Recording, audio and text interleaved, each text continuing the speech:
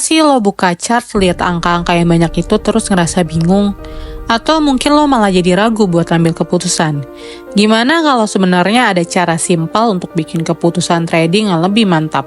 Nggak nebak-nebak doang. Di video ini gue bakal bahas cara pakai wawasan dari analis supaya trading nggak lagi cuma soal coba-coba, tapi benar-benar berbasis data yang akurat. Buat lo yang pengen tahu caranya, yuk ikutin sampai habis. Lo semua pasti tahu kan, trading forex itu dinamis banget. Ada banyak faktor yang bikin harga naik turun dan kalau nggak hati-hati bisa-bisa malah salah langkah. Tapi tenang, para analis finansial udah menghabiskan waktu dan tenaga untuk ngeriset pasar ini dan hasilnya mereka sediakan sebagai wawasan analis atau analisis pasar. Wawasan analis ini bukan cuma sekedar angka, tapi adalah data dan insight yang bisa membuat lo buat ambil keputusan yang lebih terukur.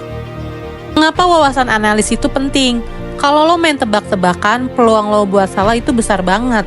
Tapi dengan wawasan analis, lo punya paduan yang solid.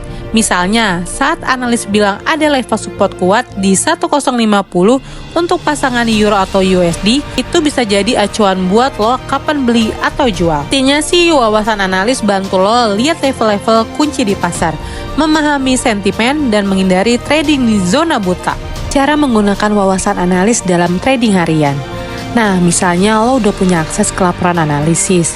Apa aja sih yang perlu diperhatikan? Pertama, lo harus fokus di pivot point, support, dan resistance yang diberikan.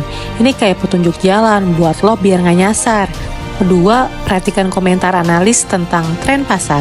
Apakah sentimen bullish atau bearish?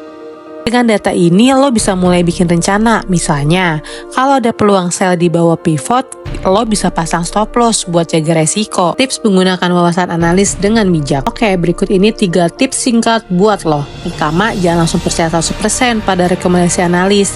Kombinasikan juga dengan strategi lo sendiri. Kedua, selalu cek time frame yang lo pakai. Beda time frame, beda juga kekuatannya lo. Dan terakhir, selalu pantai news update yang bisa mengubah sentimen. Wawasan analis itu bisa berubah kalau ada berita besar, jadi fleksibel itu penting banget. Nah, sekarang lo udah tahu kan cara pakai wawasan analis buat ngambil keputusan trading yang lebih pintar dan terarah? Mulai hari ini jangan cuma tebak-tebakan ya, gunakan insight yang ada buat trading yang lebih efektif. Kalau lo suka tips kayak gini, jangan lupa like, subscribe, dan aktifkan loncengnya biar nggak ketinggalan tips trading dari gue. Ada pertanyaan atau topik lain? Tinggalin di kolom komentar, siapa tahu gue bahas di video berikutnya.